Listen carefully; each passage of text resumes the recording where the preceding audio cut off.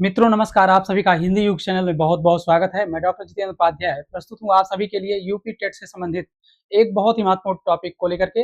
इसमें आज हम लोग प्रैक्टिस करेंगे चौथा प्रैक्टिस सेट जो आपकी परीक्षा यूपी टेट से संबंधित है। तो मित्रों आइए शुरू करते हैं आज का प्रैक्टिस सेट।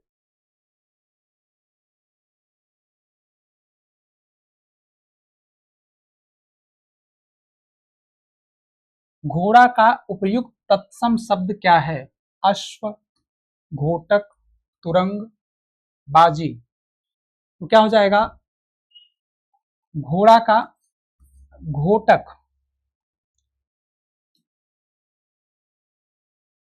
चौथा का तत्सम शब्द क्या है? चतुष्पद, चतुष्क, चतुष्काष्ट, चतुर्थ। तो चतुष्पद, चतुष्क, चतुष्काठ, चतुर्थ क्या हो जाएगा? चौथा का चतुर्थ।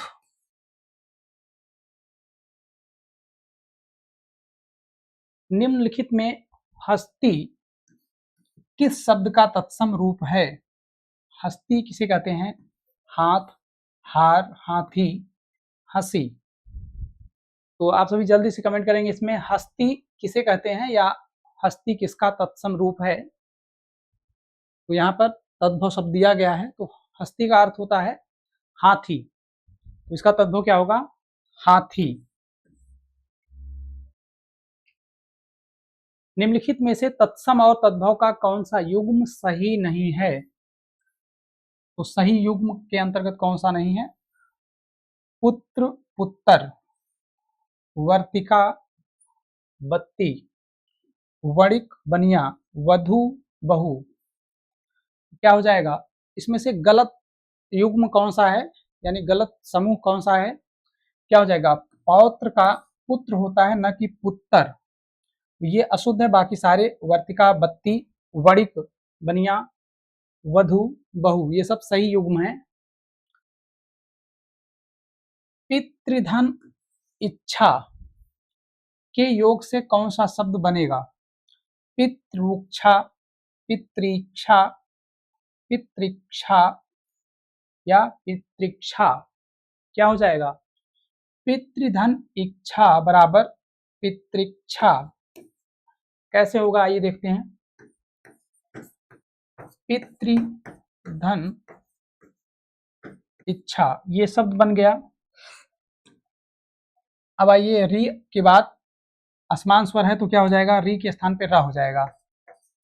इत धन री धन इच्छा। तो री के बाद असमान स्वर होने के कारण री का र हो गया, तो तारा त्र हो गया। अभी भी इसमें स्वर नहीं इसलिए हलंत लगाएंगे,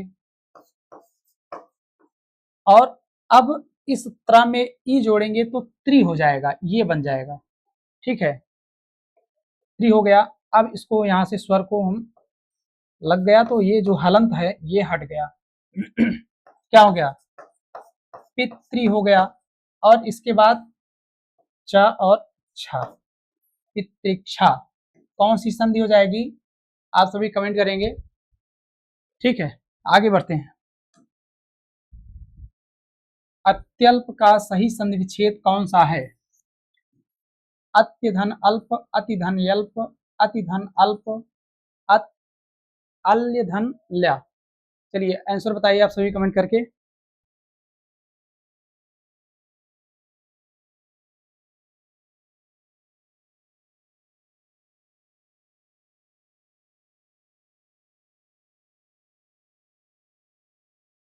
चलिए क्या हो जाएगा?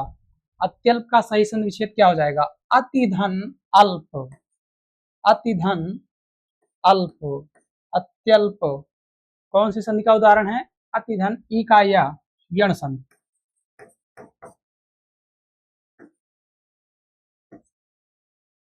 यण संधि का उदाहरण हो जाएगा रीत अनुसार। इस शब्द का संधि विच्छेद क्या होगा? रीत धन अनुसार, रीत धन अनुसार, रीत धन अनुसार, रीति धन अनुसार। तो क्या हो जाएगा? रीति धन अनुसार, क्योंकि आइए देख लेते हैं। रीति धन अनुसार, ई के बाद असमान स्वर तो ई का या हो गया। रीत धन ई, धन अनुसार, ई के बाद असमान स्वर होने के कारण ई का या हो गया। ता और या त्या हो गया। अभी भी दोनों हलंत है क्योंकि यहाँ पर दोनों व्यंजन है, हलंत लगा। अब आ जोड़ देंगे तो ये स्वर सहित हो जाएगा। तो इस तरह से हो जाएगा रीत्यनुसार। ठीक है, रीत्यनुसार। ठीक है, कौन सी संधि? यण स्वर संधि या यण संधि। चलिए आगे बढ़ते हैं। दिग्दर्शन का संधि विच्छेद होगा। दिग्धन दर्शन, दिग्धन दर्शन, दिग्धन दर्शन, दिग्धन दर्शन। तो यहाँ पर क में हलंत नहीं है, यहाँ पर क में हलंत है, यहाँ पर ग में हलंत है, यहाँ पे ग में हलंत नहीं है। तो इस तरह के प्रश्न आ जाते हैं कभी कभी। तो क्या होगा यहाँ पे? दिग्दर्शन में दिग्धन दर्शन का रहेगा, ध्यान रखेंगे, का रहेगा दिग्धन दर्शन। का ग में परिवर्तन हो जाएगा। कौन सी संधि? व्यंजन संधि।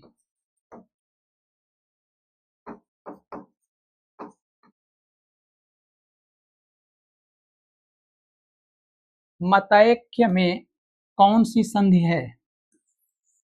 दीर्घ, वृद्धि, गुण, यण।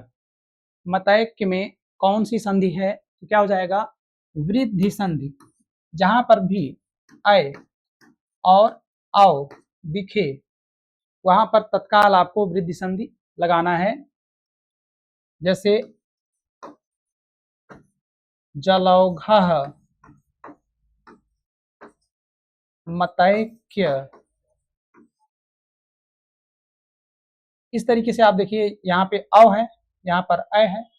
तो अय औ जहां पर भी दिखे वहां पर क्या होगा? वृद्धि संधि। ध्यान रखना है शब्द के मध्य में, यानी जोड़ जहां पे हो वहां पर होना चाहिए, कहीं पर भी नहीं। तो वृद्धि संधि हो जाएगा। इनमें से कौन सा शब्द घट शब्द का अर्थ नहीं है? घट का अर्थ इसमें से कौन सा नहीं है? मन, शरीर, घड़ा, समूह। तो घट का अर्थ इसमें से कौन सा शब्द नहीं दे रहा है, उसी को आपको बताना है चयन करके। क्या हो जाएगा? समूह शब्द यह घट का अर्थ नहीं दे रहा है। समूह शब्द यह घट का अर्थ नहीं दे रहा है, बाकी सारे शब्द अर्थ दे रहे हैं। ठीक है, इनमें से कौन सा शब्द पानी शब्द का अर्थ नहीं है? इज्जत, कांति, जल, हाथ। तो इज्जत, कांति, जल। पानी गए न उबरे मोती मानुष चूर्ण, वो आपको दोहा याद रखना है। क्या हो जाएगा? हाथ इसमें पानी का अर्थ नहीं दे रहा है। तो रहीमन पानी राखिए बिन पानी सब सून, पानी गए न उबरे मोती मानुष सून। तो यहाँ पर इज्जत, कांति, जल, वहीं से ये हाथ जो है ये पानी का अर्थ नहीं।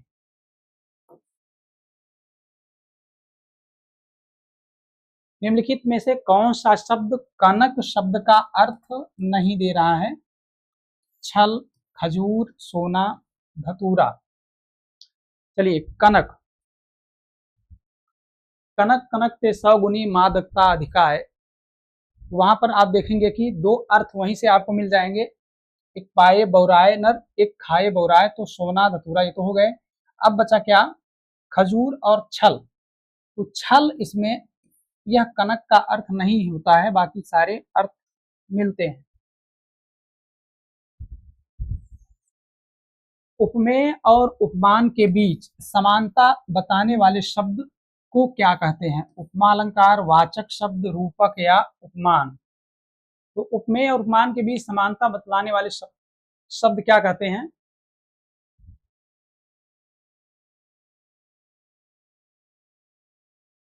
चलिए उपमेय और उपमान के बीच समानता बतलाने वाले शब्द को क्या कहते हैं? उपमा, वाचक, रूपक, उपमान। तो एक तो उपमान नहीं होगा, ध्यान रखेंगे, अब इसमें काटना है आपको। एक तो उपमान नहीं होगा, दूसरा रूपक नहीं होगा, अब बचा एक उपमा हो सकता है या तो वाचक हो सकता है। तो उपमेय और उपमान के बीच जो समानता बतलाने वाले शब्द हैं वो क्या है? वाचक शब्द कहलाएंगे। ध्यान रखेंगे, वाचक शब्द कहलाएंगे। उन्हीं वाचक शब्दों के द्वारा आप उपमेय और उपमान के बीच समानता बताते हैं, ठीक है। और उपमा भी इसमें उपमेय और उपमान के बीच समानता बतलाने वाले, तो इसमें वाचक शब्द सही हो जाएगा। जब से है आंख लगी तब से न आंख लगी, इनमें कौन सा अलंकार का प्रयोग हुआ है? अन्योक्ति, संदेह, विरोधाभास, अतिशयोक्ति। तो इसमें आप देखेंगे जब विरोध के ना होने पर भी विरोध का आभास हो तब वहां पर क्या हो जाएगा? विरोधाभास अलंकार।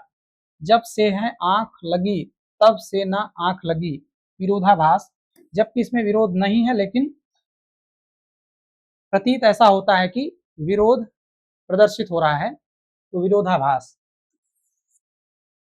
तब तो बहता समय सिला सा जग जाएगा, तब तो बहता समय सिला सा जग जाएगा, इस पंक्ति में किस अलंकार का प्रयोग हुआ है? तो इसमें देखेंगे सा सी से सरी समान, क्या हो जाएगा? उपमा। सा सी से सरिस समान उपमा अलंकार का लक्षण है। उषा उदास आती है, इनमें किस अलंकार का प्रयोग हुआ है? विभावना, यमक, उपमा, मानवीकरण।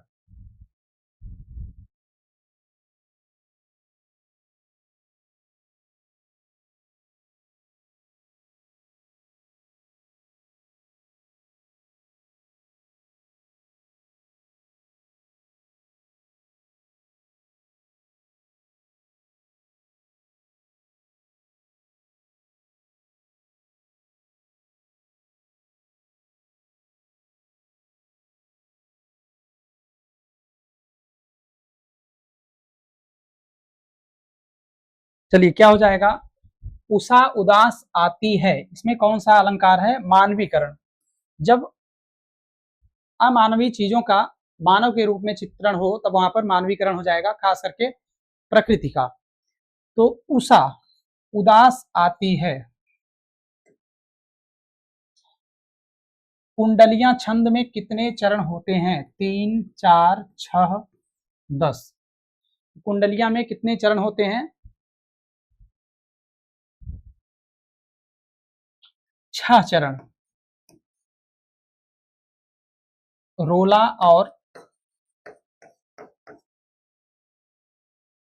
उल्लाला। तो रोला में कितने चरण? 4 और इसमें 2, बराबर 6 चरण होते हैं इसमें। चौपाई के प्रत्येक चरण में कितनी मात्राएं होती हैं? 16, 17, 20, 15। चौपाई के प्रत्येक चरण में कितनी मात्राएं होती हैं? 16, 17, 20, 15। तो क्या हो जाएगा? 16 मात्राएं प्रत्येक चरण में होती हैं। यह एक सममात्रिक छंद है।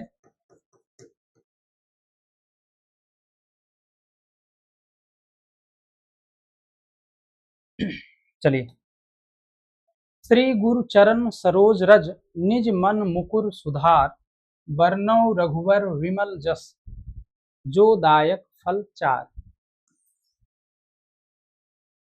तो इसमें कौन सा छंद है?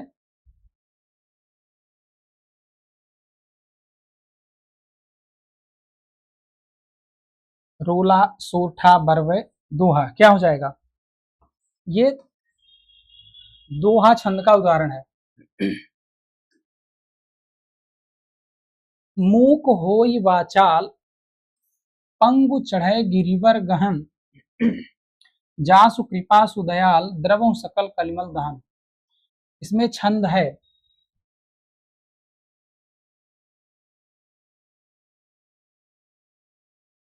इसमें कौन सा छंद है? सोरठा, चौपाई, दोहा, रोला। चलिए कमेंट करके आप सही बताइए इसमें कौन सा छंद है। मूक होई वाचाल, पंगु चढ़ई गिरिवर कहन। तो क्या हो जाएगा? सोरठा। सोरठा के विषम चरण में 11-11 तथा सम चरणों में 13-13 मात्राएं होती हैं। यह दोहे का विपरीत होता है, यानी दोहे का उल्टा। यह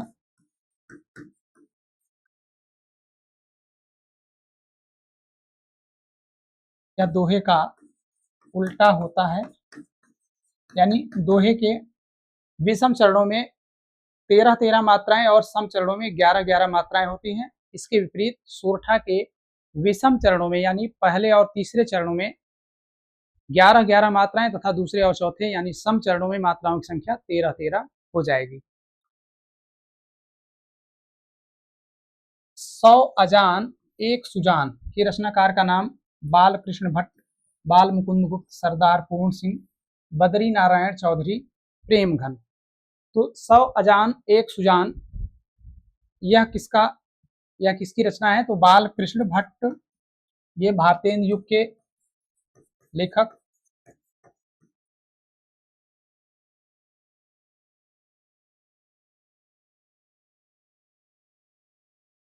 इनके द्वारा एक पत्रिका निकली थी, बहुत ही महत्वपूर्ण, परीक्षा में आती है, हिंदी प्रदीप।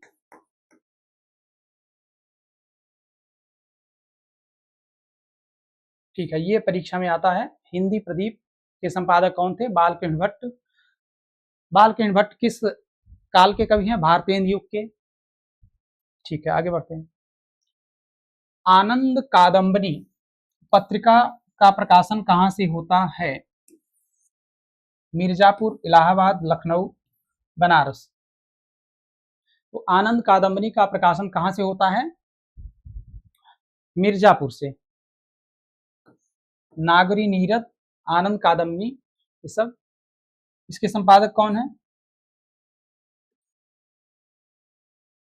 बद्री नारायण चौधरी, प्रेमघन।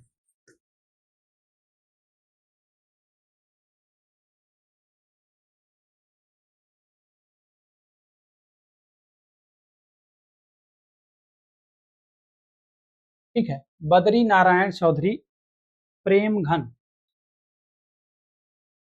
राष्ट्रवादी कवि रामधारी सिंह दिनकर को उर्वशी के लिए ज्ञानपीठ पुरस्कार किस वर्ष प्रदान किया गया? बहुत ही महत्वपूर्ण प्रश्न है। ज्ञानपीठ पुरस्कार की जो श्रृंखला है, श्रेणी है, वो बहुत ही कम है। हिंदी में जो प्राप्त करता है उसके वो बहुत ही कम है। तो ऐसे में प्रत्येक ज्ञानपीठ पुरस्कार को विधा के साथ में तथा सन के साथ में आपको तैयार करना है। बहुत ज़्यादा मात्रा में ये रचनाएं नहीं हैं, तो उनके सन को, किस रचना पर, उनकी विधा क्या है, किस कवि या लेखक को मिला है। तो 1971, 72, 73, 74 किस सन में मिला था? कमेंट करके आप सही बताएंगे।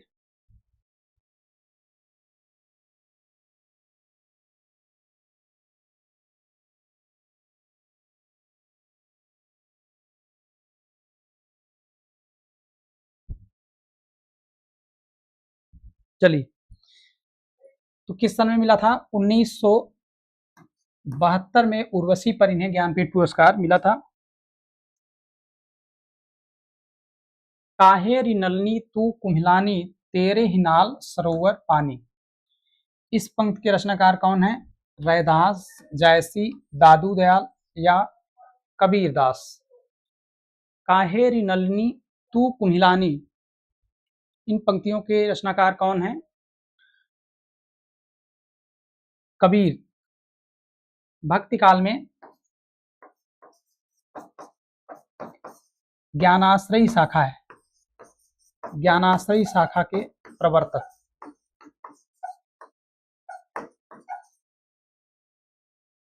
तो आइए थोड़ा सा जान लेते हैं।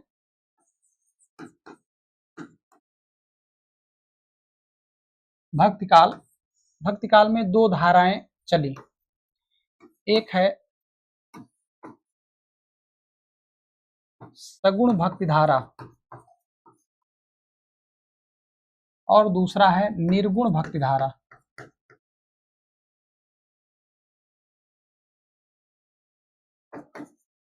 अब इन दोनों में दो दो शाखाएं चली, इन दोनों में दो दो शाखाएं चली। कौन कौन सी? पहला है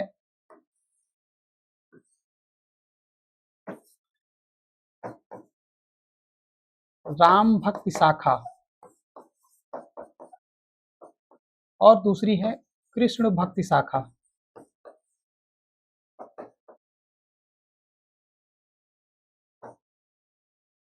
अब निर्गुण में भी दो शाखाएं इसी प्रकार से चली, जिनमें एक का नाम है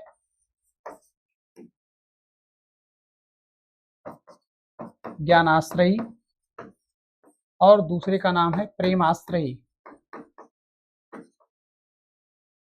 तो इन चारों के प्रवर्तकों को पूछता है परीक्षा में।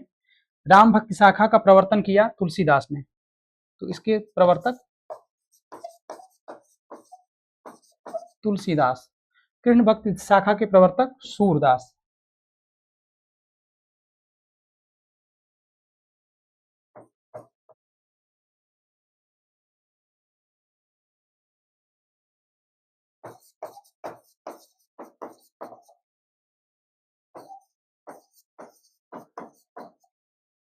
ज्ञानाश्रयी शाखा का प्रवर्तन किया कबीर ने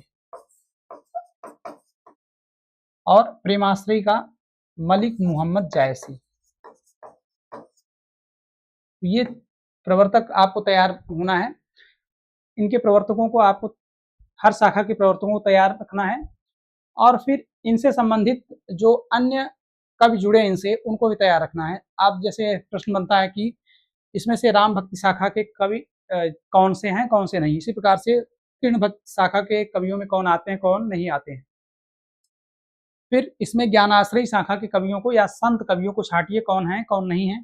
इसी प्रकार से प्रेम मार्गी या सूफी संतों को छाटिए, इसमें से कौन इसमें सूफी संत हैं, कौन से नहीं हैं। तो ये प्रश्न बनते हैं। तो ये फ्रेमिंग करके फिर उनसे संबंधित 4-6 नाम, जैसे आप कृष्ण भक्त शाखा में आएंगे तो अष्टछाप के कवियों को आपको तैयार रखना है। अष्टछाप में 8 कवि हुए, उनको 4 वल्लभाचार्य के और 4 विठलनाथ के। तो आप देखेंगे 8 कवियों को वहां तैयार रखिए, उनकी भाषा ब्रज हुआ करती थी। राम भक्ति शाखा के ज्यादातर कवियों की भाषा अवधी हुआ करती थी। कबीर, ज्ञानाश्रयी खुद जब प्रवर्तक, इनकी भाषा पंचमेल खिचड़ी है। तो संतों का स्वभाव घूमना टहलना, वो एक फक्कड़पन जो होता है, उस तरह के ये संत हुआ करते थे। और प्रेमाश्रयी शाखा के जो कवि हैं, इनकी भाषा ठेठ अवधि या अवधि हुआ करती है। ठीक है, तो इस प्रकार से इनको तैयार रखना है आप सभी। अनुस्वार किसका कार्य करता है? पंचम वर्ण का, चंद्रबिंदु का, स्वर का, विसर्ग का। अनुस्वार किसका कार्य करता है? चलिए कमेंट करेंगे आप सभी। अनुस्वार किसका कार्य करता है? जैसे ये अनुस्वार है, तो ये किसका कार्य करता है? पंचम वर्ण का। पंचम वर्ण की जगह अनुस्वार आप लगा दीजिए, कार्य वही करेगा। जैसे मान लीजिए मंच, या फिर आप लिख दीजिए अंक।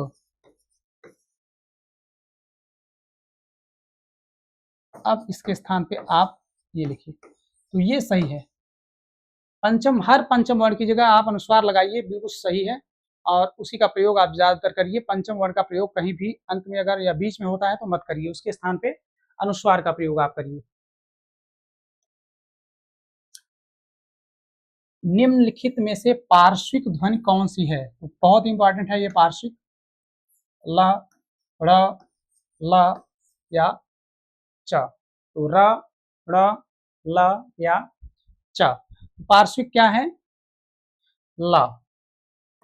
लुंठित ये है, र है, र लुंठित।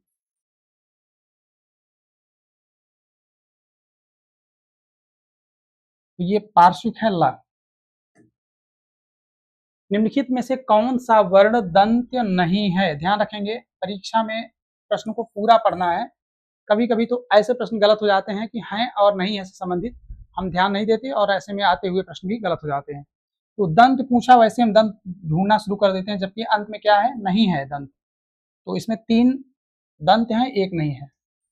ल, च, द, त।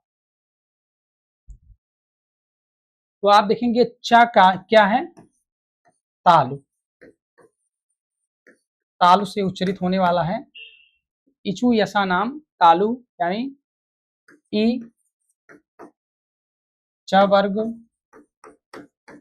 या श, ये सब क्या है, तालु से उच्चरित होने वाले वर्ण हैं। हिंदी स्वरों का वर्गीकरण जब जीभ के भाग के आधार पर किया जाता है तो निम्नलिखित में से कौन सा भेद इसके अंतर्गत नहीं आएगा। तो जब जीभ के भाग के आधार पर स्वरों का वर्गीकरण किया जाए तो इसमें से कौन सा उसके वर्गीकरण के अंतर्गत नहीं आएगा, इसी को बताना है। पश्च स्वर, विवृत स्वर, मध्य स्वर या अग्र स्वर। चलिए जल्दी से कमेंट करके आप सही बताएंगे, इसमें से जिह्वा के भाग के आधार पर वर्गीकरण कौन सा नहीं है।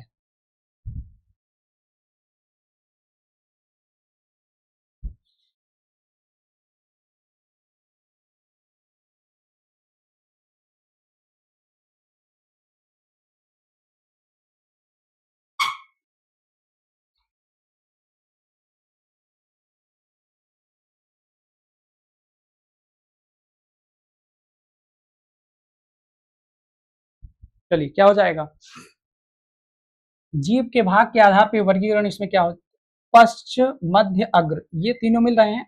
विवृत ये मुख विवर के खुलने के आधार पर वर्गीकरण है। विवृत मतलब खुला हुआ, विवृत, अर्ध विवृत, समृत, अर्ध समृत, ये मुख के खुलने के आधार पर ये वर्गीकरण होता है। ये चार भेद इसके होते हैं। और यहाँ पर जब आप जीभ के भाग के आधार पर तीन वर्गीकरण, अग्र, मध्य और पश्च। निम्नलिखित में से कौन सा संयुक्त स्वर नहीं है। चलिए बहुत ही महत्वपूर्ण प्रश्न है, इसमें आप सभी को बताना है कि इसमें से कौन सा संयुक्त स्वर नहीं है। ओ, ए, ऐ, उ, तो इसमें से संयुक्त स्वर कौन सा नहीं है, आप सभी को छांट कर बताना है। चलिए जल्दी से कमेंट करेंगे आप सभी, इसमें संयुक्त स्वर कौन सा नहीं है।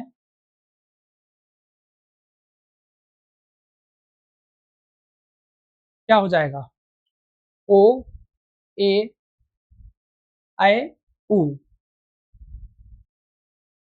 तो स्वर का वर्गीकरण तीन प्रकार से किया गया है। पहला ह्रस्व स्वर, दूसरा दीर्घ स्वर और तीसरा संयुक्त स्वर।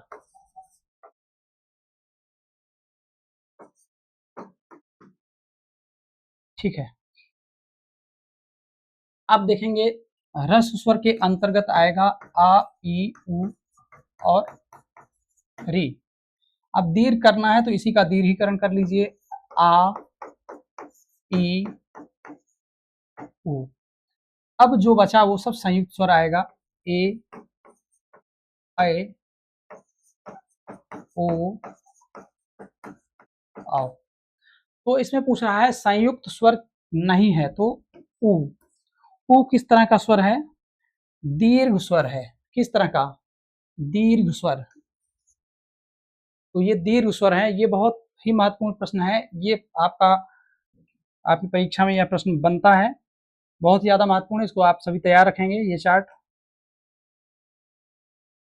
चलिए आज के प्रैक्टिस सेट का अंतिम प्रश्न, किसी भाव या शब्द की व्याख्या करने के लिए उस अंश को मूल वाक्य से अलग रखने के लिए किस चिन्ह का प्रयोग किया जाता है। ध्यान से इसको पढ़ेंगे, बहुत ही महत्वपूर्ण प्रश्न है, विराम चिन्ह से संबंधित, अर्धविराम, कोष्ठक, उद्धरण, निर्देशक। ध्यान रखेंगे, किसी भाव या शब्द की व्याख्या करने के लिए उस अंश को मूल वाक्य से अलग रखने के लिए किस चिन्ह का प्रयोग करते हैं। क्या हो जाएगा, अर्धविराम, कोष्ठक, उद्धरण या निर्देशक। चलिए आप सभी कमेंट देख लेते हैं।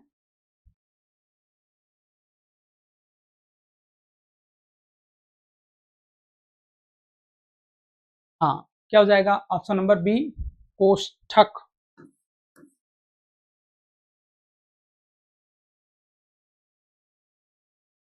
तो तो मित्रों आज का प्रैक्टिस सेट यहीं पर समाप्त होता है। कल इसी समय पर हम लोग फिर मिलेंगे एक नए प्रैक्टिस सेट के साथ में। बहुत बहुत शुक्रिया आप सभी का, धन्यवाद।